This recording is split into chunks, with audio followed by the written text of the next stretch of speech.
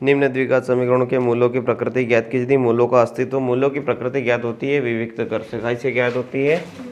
विविक्त कर से। लिखो फटाफट, इसको बार बार नहीं लिखेंगे अब, इसका क्वेश्चन हमेशा आएगा। विविक्त कर होता है डी, जो हम निकालते हैं direct B square minus 4ac से। कैसे निकालते हैं? B square minus 4। ये कहाँ से आया? ये अपना फॉर्मूला था द्विघात, जिसमें होता है minus b plus minus under root में होता है बी स्क्वेयर माइनस 4ac और बटा में 2a। ये अंदर वाला है, ये डिसाइड करता है मूलों की प्रकृति कैसी रहेगी। ये 0 आया तो समान रहेंगे, माइनस का आया तो होंगे ही नहीं, और प्लस का आया तो निकाल लेंगे, है ना, अलग अलग होंगे। आ रही बात समझ में? तो जैसे पहला क्वेश्चन, उसमें क्या लिख रखा है बताओ? 2x square minus 3x plus 5 बराबर 0, ऐसा है ना। तो इसका पता करना है कि इसके मूलों की प्रकृति क्या है। तो इसको पता करना पड़ेगा कि इसका जो विविक्त कर है ये वाला, अरे बात समझ में, बी स्क्वेयर माइनस 4ac, ये क्या आ रहा है, ये जो आएगा उसके बाद अपने को पता चलेगा। उसके लिए क्या करेंगे अपन? इसका व्यापक समीकरण से तुलना करने पर। बहुत सिंपल है ये, पर ये लाइनें लिखनी पड़ती। क्या है व्यापक समीकरण? आप खुद जानते हो, ax square plus bx plus c। ठीक है, इससे अपन देख के पता कर लेंगे। a की वैल्यू हमें क्या दिख रही है? 2। ये x स्क्वेयर के साथ 2 है ना। फिर x के साथ क्या है? तो b की वैल्यू वो हो जाएगी -3। फिर नॉर्मल संख्या क्या है? वो c की वैल्यू हो जाएगी, क्या हो गया? 5। अब लेते हैं अपन विविक्त कर द्वारा, लिख लोगे? विविक्त कर द्वारा क्या है? विविक्त कर बताओ। d बराबर, बताओ फटाफट, बी स्क्वेयर माइनस 4ac। ठीक है, नहीं आ रही बात समझ में? ये d रख लिया मैंने ऐसा कैसा, बी स्क्वेयर, b क्या है आपका? माइनस का 3, तो उसका स्क्वायर -4 गुणित a की वैल्यू कितनी है आपकी बताओ? 2। c की वैल्यू कितनी है? 5। फिर ये हो गया d बराबर, माइनस का स्क्वायर हो कि प्लस का स्क्वायर हो, स्क्वायर हमेशा प्लस में ही आता है ना। तो 3 का स्क्वायर क्या आ जाएगा? 3 त्रिया 9, माइनस 4 दूनी 8, 8 पंजे 40। तो कितना आया d? माइनस का 31। ठीक है, ऐसा बॉक्स बना देना। ठीक है, विविक्त कर का मान्य अगर माइनस में आए तो मूल कैसे रहते हैं? ठीक है, इसके नीचे लिख देना, अतः मूलों का अस्तित्व नहीं है। मूलों का जब अस्तित्व ही नहीं है तो उसको हम निकाल ही नहीं सकते, बात ही खत्म। ठीक है, आ रहा समझ में कि नहीं आ रहा है? देखिए क्वेश्चन है ना, इसके नीचे भी लिखो व्यापक समीकरण से तुलना करने पर। व्यापक समीकरण से, इसके क्वेश्चन हमेशा आते हैं। ये आया था शायद एक क्वेश्चन कोई सा इसमें, ये वाला आया था या फिर एग्जाम्पल वाला आया था कोई सा। ठीक है, मूलों का अस्तित्व वाला क्वेश्चन आएगा ही, सही है, समझ में आना चाहिए और सिंपल है। तो व्यापक समीकरण से सीधी तुलना करनी है इसकी, ax square plus bx plus c बराबर 0। उससे हमें पता चल जाएगा a बराबर क्या दिख रहा है? 3, b बराबर -4√3 दिख रहा है ना, ऐसा क्या दिख रहा है? -4√3, और c की वैल्यू क्या दिख रही है आपको? 4। आगे बात समझ में? फिर क्या करना है अपने को अगले स्टेप में? मूलों का अस्तित्व पता करने के लिए विविक्त कर द्वारा, है ना। विविक्त कर क्या है ये भी आप जानते हो, d बराबर बी स्क्वेयर माइनस 4ac, ये ब्रैकेट के अंदर वाली चीज़ है ना, ये रूट के अंदर वाली चीज़ जो द्विघात सूत्र में रहती है ना। तो ये d बराबर b ये हो गया। अब देखो इसमें क्या हो जाएगा? -4√3 जो आपकी पूरी b की वैल्यू है उसका स्क्वायर कर देना है। ठीक है, ऐसी चीज़ में कंफ्यूज होने की जरूरत ही नहीं। -4 गुणित a की वैल्यू आपकी क्या है? 3, और c की वैल्यू 4। अब देखो ध्यान से, d बराबर अब क्या हो गया? इसका स्क्वायर करना है, तो 4 का स्क्वायर क्या हो जाएगा? 4 का स्क्वायर क्या होता है? 16, और √3 का स्क्वायर 9, तो 3 का होता है। अरे √3 जो है उसका रूट हट जाएगा, क्या स्क्वायर होगा तो नॉर्मल की संख्या आ जाएगी। ये तो कब से पढ़ रखे अपन यार, रूट मतलब आधी घात होती है, पूरी घात बन जाएगी। तो ये इसका 16 निकल गया 4 का, और इसका 3 निकला, तो 16 32 16 64, 16 32 16, समझ में आया? 48 कैसे आया? दो चीजें, ये ब्रैकेट के ऊपर है ना स्क्वायर, तो एक तो इसमें भी स्क्वायर लगेगा, एक इसमें भी लगेगा। ब्रैकेट के अंदर जितनी चीजें हैं सब में लगेगा। तो आगे वाले में लगा तो क्या है अपने पास 16 गुणित पीछे √3 में लगा, 3 में लगता तो 9 हो जाता, लेकिन ये रूट में, ये खुद आधी घात है, पूरी घात बनेगी मतलब नॉर्मल का 3 बन जाएगा। तो ये पूरा क्या आ जाएगा 16 48 लिख दूं, कोई दिक्कत तो नहीं है। ये हो गया 48 माइनस, इसको करते हैं 4 3 12 12 12 12 2 24 12 3 36 12 चौक 48 बराबर। फिर क्या हो गया ये d बराबर 48 में 48 गया तो 0। जब विविक्त कर का मान शून्य आता है तो उसके इसके नीचे लिखना बेटा हो, तो उसके मूल्यों की प्रकृति कैसी हो जाएगी आपको ये पहले लिखना पड़ेगा। अतः करके लिखो मत लिखो, मूल वास्तविक एवं समान रहेंगे। ये मैंने एक लिखाया है बेटा, आपने फेयर कॉपी में शायद लिखा कि नहीं लिखा, तीनों का लिखाया था प्लस का मैं।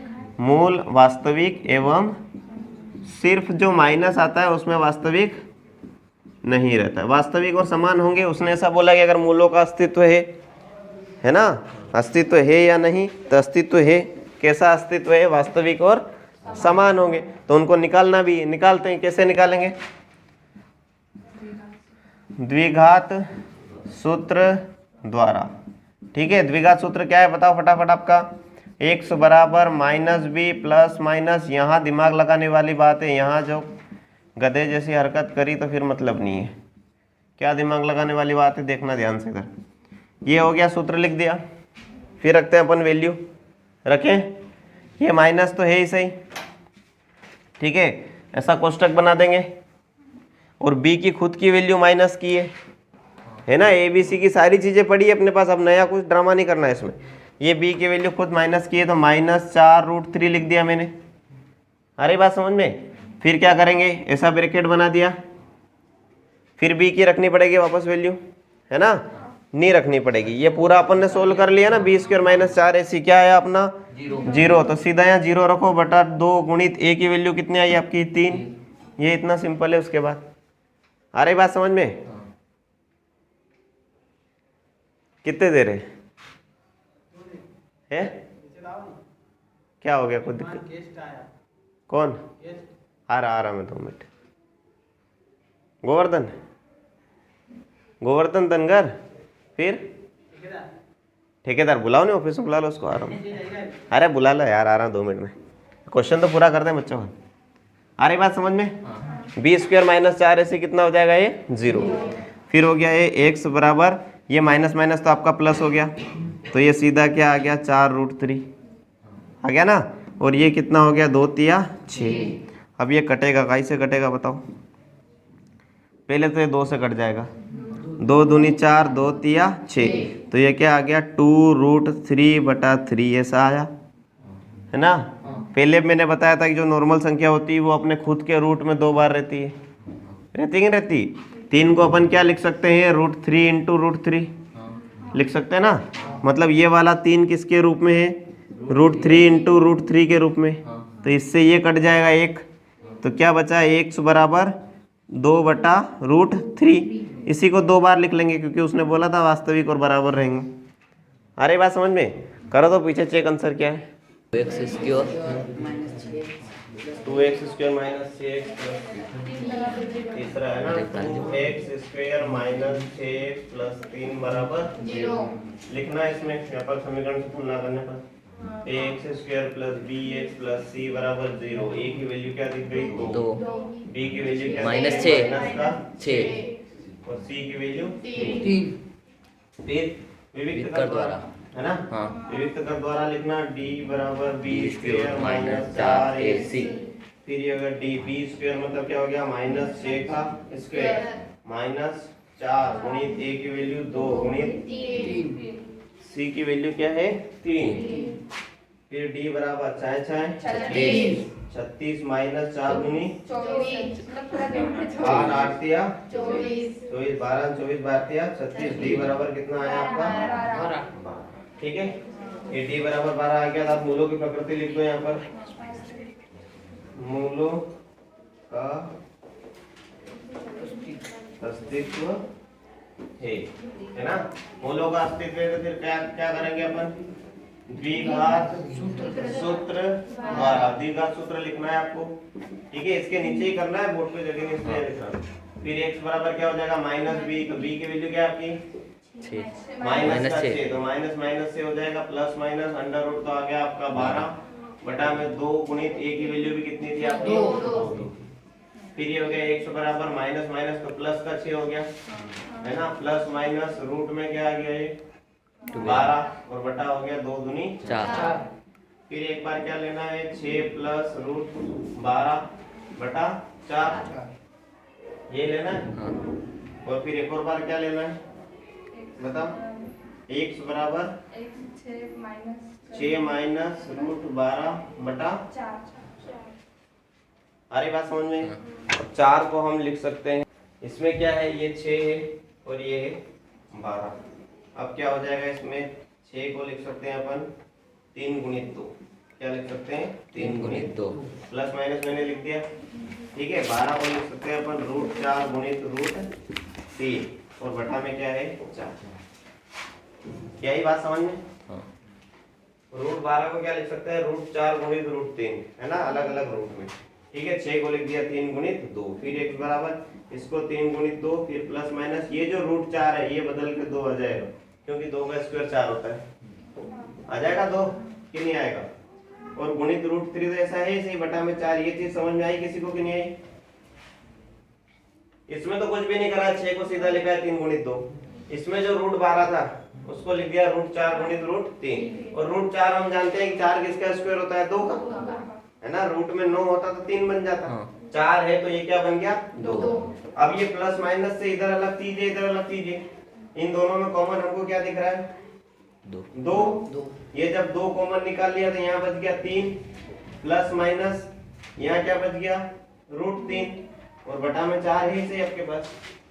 आई बात समझ में। इससे कट जाएगा 2 1 कम 2 2 दूनी 4, तो x की वैल्यू एट लास्ट क्या आ गई 3 प्लस माइनस करनी 3 बटा 2, ठीक है। प्रत्येक स्वीकार समीकरण में k का ऐसा मान ज्ञात कीजिए कि उसके 2 मूल बराबर हो। देखो इसमें दूसरा वाला है ना, मूल बराबर कब रहते हैं, ये देखो पहले मूल बराबर कब रहते हैं जब d का मान क्या आता है 0। ये बात समझनी है आपको, है ना। तो सबसे पहले अपन समीकरण लिखते हैं, कौन सी पहली बताओ, 2x square plus kx plus 3 बराबर 0, ठीक है। इसकी व्यापक समीकरण से तुलना करते हैं, ax square plus bx plus c बराबर 0, कर लोगे ना, पहले का हल है, ठीक है।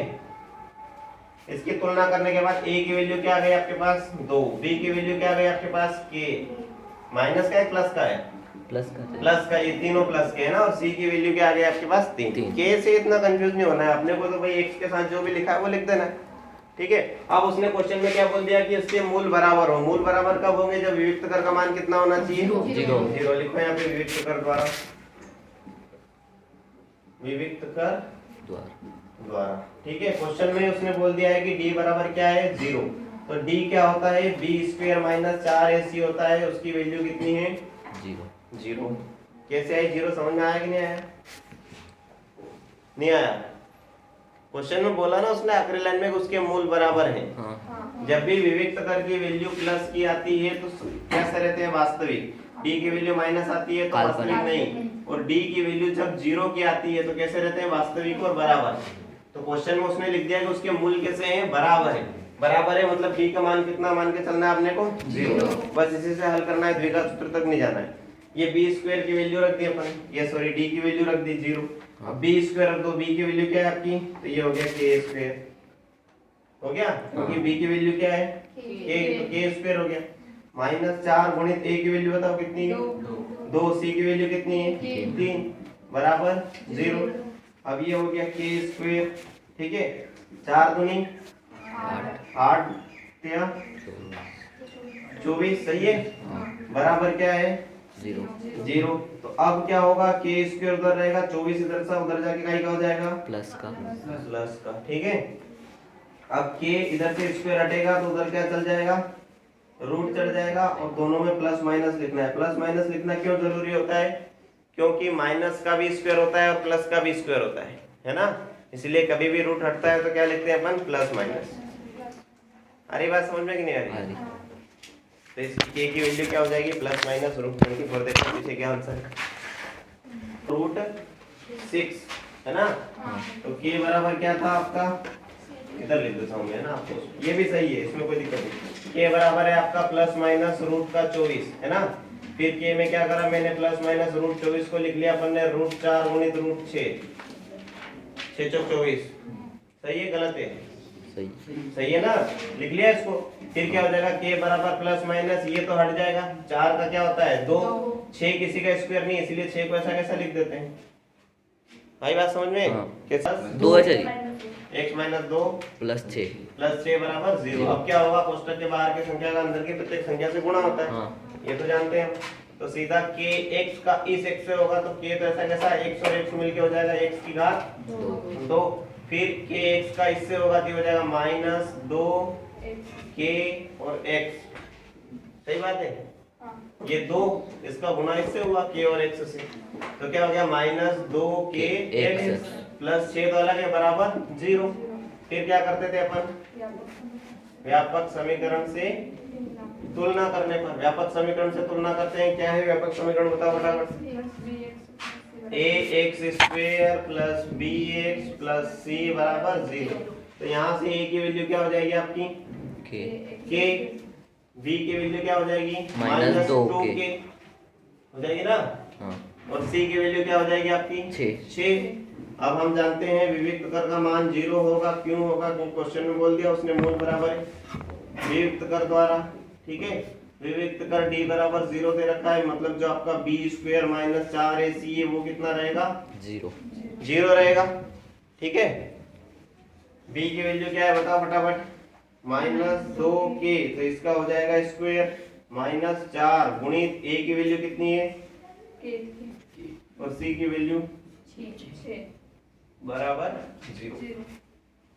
सोल्व करते हैं इसको, -2 का स्क्वायर तो प्लस का 4 होगा ही सही, माइनस की किसी भी संख्या का स्क्वायर, k का स्क्वायर तो k में स्क्वायर लग जाएगा, k में स्क्वायर। फिर ये कितना हो जाएगा बताओ, -4 × 24k बराबर 0। नहीं आया, समझ में आ गया? के बाहर निकाल लो, दोनों में कॉमन दिख रहा है। क्या क्या कॉमन दिख रहा है, 4 भी कॉमन दिख रहा है, के भी कॉमन दिख रहा है। यहाँ से 4 निकल गया, एक के निकल गया, तो यहाँ क्या बचा, खाली एक के है ना। 24 में से 4 निकला तो कितना बचा 6, क्योंकि 6 चौक 24 होता है। ठीक है, और के भी बाहर निकल गया तो अंदर खाली 6 बच गया है ना। दोनों को अलग अलग 0 के बराबर रख देंगे, दोनों को अलग अलग 0 के, 4 के को भी अलग 0 के बराबर रख देंगे और k - 6 को भी 0 के बराबर रख देंगे। यहाँ से 4 भाग में चला जाएगा ना, तो k की वैल्यू यहाँ से कितनी आई 0, और यहाँ से 6 उधर चला जाएगा तो k बराबर क्या आया प्लस का 6। शायद 0 और 6 आंसर होगा, देखो तो पीछे चेक करो। संभव है जिसकी लंबाई चौड़ाई से दुगनी हो, किससे दुगनी हो, चौड़ाई से, जिससे तुलना की जाती है से लिखा रहता है उसको मानते, हमने मान लिया, माना कि चौड़ाई 1 मीटर, लंबाई का उसने लिख दिया कि लंबाई उससे दुगनी है, तो लंबाई कितनी हो गई 2 मीटर, क्षेत्रफल है 800 मीटर स्क्वायर। ठीक है, इसी से हम करते हैं। उसने बोला ये बगिया बनाना संभव है क्या। अब देखो यहाँ पर बगिया कैसी रहेगी, लंबाई और चौड़ाई दे रखी। ठीक है, तो क्षेत्रफल कैसे निकालेंगे, लिखो उसमें, बगिया का क्षेत्रफल बराबर क्या होता है, लंबाई गुणित चौड़ाई, यही होता है। ठीक है, तो लंबाई क्या है आपकी x गुणित चौड़ाई क्या है 2x बराबर क्षेत्रफल कितना दे रखा है 800। ठीक है, यहीं से समीकरण सोल्व करते हैं। x का 2x से गुणा होगा तो हो जाएगा 2x² बराबर 800। अरे बात समझ में आ रही। तो फिर क्या हो जाएगा, ये x² रह जाएगा, 800 के बटा में क्या चला जाएगा आपका 2, तो x बराबर कितना आ जाएगा ये 400। ठीक है, x² बराबर, तो 400 का स्क्वायर रूट लेंगे तो आ जाएगा आंसर। 400 किसका होता है वर्ग, 200 का, x वर्ग 200 का कहां से होता है दादा, 20 का, आई का होता है 20 का रूट 400 आएगा। फिर x बराबर अपन लिख लेंगे प्लस माइनस 20, तो किसी की भी लंबाई माइनस में होती ही नहीं है, तो खाली प्लस वाला ले लेंगे अपन। तो उसकी लंबाई क्या हो जाएगी बताओ, लंबाई हो जाएगी उसकी फिर 40 मीटर, और चौड़ाई जो अपन ने मानी थी क्या मानी थी, x हो जाएगी 20 मीटर, लंबाई उसकी दुगनी थी। हाँ देखो पीछे क्या आंसर, योग 20 वर्ष है ना। तो लिखो उसमें माना कि एक मित्र की आयु x वर्ष है, और दूसरे मित्र की बताओ, दूसरे मित्र की क्या हो जाएगी, दूसरे मित्र की आयु, उन दोनों का योग 20 है, तो एक को 20 में से कटा दो जो है अपने पास, उसको 20 माइनस x होगी। ये बात आई समझ में, 20 माइनस कैसे हुआ है। हाँ। अगर दो चीजों का योग 20 है और एक 13 है तो अपन क्या करते हैं, फिर 20 माइनस 13 करके 7 निकाल लेते हैं। हाँ। तो ऐसे ही ये कुछ संख्या दे रखी है, ये 20 में से ही थी, इन दोनों का योग 20 था, दूसरी क्या हो जाएगी 20 माइनस x। ठीक है, फिर उसने क्या दे दिया है, और क्या बोला आगे, 4 वर्ष पूर्व उनकी आयु वर्षों में का गुणनफल 48 था। 4 वर्ष पूर्व 4 वर्ष पूर्व में पहले मित्र की आयु क्या हो जाएगी, x माइनस 4 गुणित दूसरे की क्या हो जाएगी, जो भी है उसमें से 4 माइनस कर दो, है ना, उसकी 20 माइनस x है, उसमें से और 4 माइनस कर दो। यही बात समझ में आ गई। ये पहले वाले की x थी, उसमें से 4 कम कर दिया क्योंकि पूर्व का बोला उसने, और ये दूसरे वाले की थी 20 माइनस x, उसमें से 4 कम कर दिया, और इन दोनों का गुणनफल उसने कितना दे दिया, 48 बराबर 48। अब इसको सोल्व कर लो शांति से, ये तो x माइनस 4 है, इसको एक बार ऐसा कैसा लिख दो, फिर ये देखो 20 में से 4 चला जाएगा तो कितना बचेगा, 16 माइनस x बराबर कितना हो गया, ये 48। ठीक है, क्या होगा, कोष्ठक के बाहर की संख्या, पहली संख्या का पीछे कोष्ठक से पूरे से गुणा होगा। हाँ। तो पहले x का इन दोनों से गुणा होगा, तो ये हो जाएगा 16x, फिर x का x से होगा तो हो जाएगा माइनस का x स्क्वायर हो जाएगा। इस x को निपटाया, पहले इन दोनों से गुणा करा, ठीक, फिर काय से गुणा करेंगे, इस माइनस के 4 से, माइनस 4 से होगा 16 32 16 48 16 चौक माइनस का 64, फिर माइनस 4 का माइनस 1 से हुआ तो प्लस का 4x हो गया, क्यों, क्योंकि ये दोनों माइनस है ना, तो प्लस हो जाएगा, बराबर क्या है अपने पास 48। इसको व्यवस्थित लिख लेते हैं, व्यवस्थित लिखने में मुझे ऐसा लग रहा है उधर ले जाना चाहिए, क्योंकि ये माइनस का x स्क्वायर है, अपने को प्लस का चाहिए शुरुआत, तो इधर रख लेते हैं अपन 0, उधर ले जाते हैं, है ना, तो उधर ले जाएंगे तो x स्क्वायर का हो जाएगा प्लस का, फिर देखो ये है 16x और ये 4x, ठीक है। तो दोनों उधर जाएंगे, तो दोनों उधर जाके काय हो जाएंगे, माइनस का 20x हो जाएगा ना, 16 और 4 20 है, दोनों एक ही जाति के xx, ठीक है, तो 16 और x 4 कितना हो जाएगा 20x, इधर प्लस का था उधर जाके काय का हो गया माइनस का, अब ये माइनस का 64 था उधर जाके काय का हो गया प्लस का 64, और प्लस का 48 इधर पहले ही पड़ा है अपने पास। अरे बात समझ में, तो एक क्लास समीकरण क्या बन गई आपकी, समीकरण बन गई आपकी x स्क्वायर माइनस का 20x और प्लस का जोड़ो फटाफट, 4 और 8 112, 4 और 8 12 का 2 हासिल है, कैसे होगा यार, 112 है ना, 11 और 2 112 बराबर 0। आप क्या करेंगे, इसकी व्यापक समीकरण से तुलना, व्यापक समीकरण से जब इसकी तुलना करते हैं तो ये हो जाएगा आपका ax square plus bx plus c बराबर 0। a की वैल्यू आ गई आपकी 1, b की वैल्यू आ गई आपकी माइनस का 20, c की वैल्यू आ गई आपकी 112। ठीक है, इसमें तो किसी को दिक्कत नहीं है, थोड़ा सा मिटा दूं, ये लिख लिया ना। हाँ। आप क्या करेंगे, विविक्त कर द्वारा, विविक्त कर क्या है बताओ, बराबर d बराबर b स्क्वायर माइनस 4ac, तो d बराबर लेते हैं b स्क्वायर, मतलब b की वैल्यू कितनी थी बताओ फटाफट, माइनस 20 का स्क्वायर माइनस 4 गुणित a की वैल्यू कितनी है 1 और c की वैल्यू कितनी है 112, फिर ये d बराबर b का स्क्वायर था, बिहाल अपन ने निकाला था 20 का स्क्वायर 400, प्लस की संख्या हो कि माइनस की संख्या हो, आंसर तो प्लस में ही आएगा स्क्वायर होने के बाद। ठीक है, आ रहा है शिवराज समझ में, तो ये हो गया प्लस का 400 माइनस 4 का इससे गुणा होगा तो 4 का 1 से होगा, कोई फर्क नहीं पड़ेगा, सीधा 112 से गुणा करते हैं तो 4 दूनी 8, 4 एक कम 4, 4 एक कम 4, 400 में से माइनस का 448 गया तो 48 बचेगा, लेकिन काई का माइनस का। डी अगर ये आया माइनस में आया तो क्या होता है इसका अस्तित्व नहीं है। कैसे लिखते हैं यार ये, अस्तित्व नहीं है। नहीं है। अगर इसका अस्तित्व नहीं है तो क्वेश्चन में हमसे क्या पूछा था, क्या निम्न स्थिति संभव है, तो आपको लिखना पड़ेगा अतः निम्न स्थिति संभव नहीं है। समझ में आई बात। स्थिति वाला क्वेश्चन, परिमाप क्या दे रखा है 80 मीटर और क्षेत्रफल क्या दे रखा है 400 मीटर स्क्वायर। इसको फोकस करते हैं अपन, ठीक है। तो उसमें लिखते हैं इसको, क्या होता है इसका परिमाप 2 गुणित L प्लस B, ठीक है, बराबर कितना दे रखा है अपने को 80। अब क्या होगा, ये L प्लस B कोष्टक तो इधर ही रह गया, ये 2 भाग में चला गया, तो 80 के बटा में 2 बराबर कितना आ गया ये 40, ठीक है। फिर ये रह गया आपका L प्लस B बराबर कितना आ गया आपका 40। निकालना अपने को L है ना, तो वो क्या हो जाएगा 40 माइनस B। नहीं आई बात समझ, B माइनस में चला गया, ठीक है। अब यहाँ पर लिख लो माना की चौड़ाई x मीटर है ना, तो लंबाई कितनी हो जाएगी बताओ, लंबाई हो जाएगी आपकी 40 माइनस x। कैसे हो जाएगी, ये चौड़ाई b है, लंबाई कैसे है 40 माइनस चौड़ाई है ना, तो 40 में से x को घटा दिया। आई बात समझ में, कब भी नहीं आई, आगे ना। चौड़ाई तो मान रखी है अपन ने, b मान रखी है, और b के रूप में लंबाई निकालने जा रहे तो हो गई 40 माइनस में, ठीक है। तो ये लिख दिया अपन ने 40 माइनस x लिखना पड़ा तो डायरेक्ट b से भी लिख सकते हो आप, है ना। b से करूँ क्या डायरेक्ट, है कंफ्यूज हो गए तुम, फिर ABC भी तो आएगा व्यापक समीकरण में।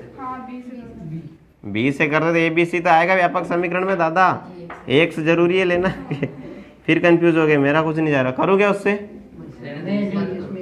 इसमें क्या करा, मैं यहाँ से अगर b को लिख दूँ x है ना, तो ये यहाँ भी x रहेगा, तो उसे ये यहाँ पे x रह गया, तो ये डायरेक्ट क्या आ जाएगा, ये 40 माइनस x यहीं लिख देता हूँ। माना कि चौड़ाई x मीटर है, तो ये परिमाप क्या हो जाएगा, लंबाई प्लस चौड़ाई 2 गुणित है ना, और ये लंबाई माइनस चौड़ाई माइनस रहती है, यहाँ से लंबाई भी निकल गई अपनी, तो चौड़ाई कितनी थी x मीटर माना था अपन ने, ठीक है, और लंबाई क्या हो गई अब 40 माइनस x हो गई, ये 40 माइनस x निकाला अपन ने, ठीक है। अब आते हैं इनके क्षेत्रफल पर। क्षेत्रफल पर क्या होता है बताओ, क्षेत्रफल आपका होता है लंबाई गुणित चौड़ाई, सीधा क्या होता है लंबाई गुणित चौड़ाई। लंबाई है आपकी x, ठीक है, गुणित चौड़ाई कितनी है आपकी 40 माइनस x, बराबर दे रखा है वो अपने को, कितना दे रखा है 800। नहीं आया समझ में, 400 कितना दे रखा है क्वेश्चन में, 400 दे रखा है ना। क्या होगा, इस x का x से गुणा होगा तो हो जाएगा 40x, इसका इससे होगा तो हो जाएगा माइनस का x स्क्वायर, बराबर कितना हो जाएगा ये बताओ 400 है ही सही। ये माइनस का इधर सारी चीज़ें उधर ले जाएंगे अपन, तो इधर रख लिया 0, उधर हो गया माइनस का जाके प्लस का x स्क्वायर, प्लस का 40 गया तो काई का हो गया माइनस का 40x, और उधर का 400 प्लस का पड़ा ही है अपने पास, ठीक है। समीकरण क्या बन गई आखिरी में आपकी, x square minus 40x plus 400 बराबर 0। व्यापक समीकरण से तुलना करते हैं इसकी, है ना। व्यापक समीकरण से तुलना करा तो क्या होती है व्यापक समीकरण, ax square plus bx plus c बराबर 0। a की वैल्यू 1 आई, b की वैल्यू माइनस 40 आई, c की वैल्यू कितनी आई 400, ठीक है। क्या काई के द्वारा करेंगे इसको, विविक्त कर द्वारा। विविक्त कर क्या होता है, d बराबर b square minus 4ac, d b का स्क्वायर मतलब क्या हो गया माइनस 40 का स्क्वायर, है ना, माइनस 4 गुणित a की वैल्यू 1 और c की वैल्यू 400, सही है। अब देखो ध्यान से इधर, माइनस 40 का स्क्वायर मतलब 4 का स्क्वायर तो कितना हो गया 16, और 0 है तो इसलिए 2 0 लगा देंगे स्क्वायर में, है ना। ऐसे भी अगर आप करोगे 40 गुणित 40 तो 40 शून्य शून्य और 40 चौक कितना होता है 160, तो ये हो गया 1600, ठीक है। तो इसका स्क्वायर क्या है 1600, माइनस 4 एकम 4, फिर इससे गुणा कर देंगे 4 शून्य शून्य 4 शून्य शून्य 4 चौक 16, पूरा डी आपका क्या आ गया 0। स्थिति संभव है या नहीं है, संभव है ना, लेकिन इसमें क्या हो जाएगा फिर दोनों चीज़ें बराबर आ जाएगी। स्थिति संभव है, संभव है तो उसको निकालना है फिर, तो निकालने के लिए आप क्या काई का यूज़ करोगे, द्विघात सूत्र द्वारा। यहाँ पर लिख देना अतः निम्न स्थिति संभव है। संभव कब नहीं होगी, जब माइनस का होगा, है ना, बराबर भी है तो उससे मतलब थोड़ा ना, एक्स बराबर माइनस बी आ गया plus minus under root b square minus 4ac बटा में आ गया 2 और a। तो एक्स बराबर आ गया माइनस बी, तो माइनस कोष्टक में लिख देता हूँ मैं माइनस का 40 प्लस माइनस अंडर रूट, ये पूरा अपना जीरो आया, अभी हाल निकाला अपन ने, है ना, और 2 गुणित a की वैल्यू कितनी है 1। एक्स बराबर ये माइनस माइनस प्लस का हो जाएगा प्लस का 40, ये जीरो है तो ये पूरा सिस्टम खत्म उधर का, नीचे बचा है 2 1 कम 2, 2 से कटेगा तो कितना आया 20। तो x की वैल्यू कितनी आ गई आपकी 20, ठीक है। दूसरी कितनी थी, लंबाई कितनी थी आपकी, ये 40 माइनस एक्स थी, मतलब 40 में से भी 20 गए वापस तो 20 ही बचेगा। तो लंबाई और चौड़ाई दोनों की आ गई आपकी 20-20 मीटर।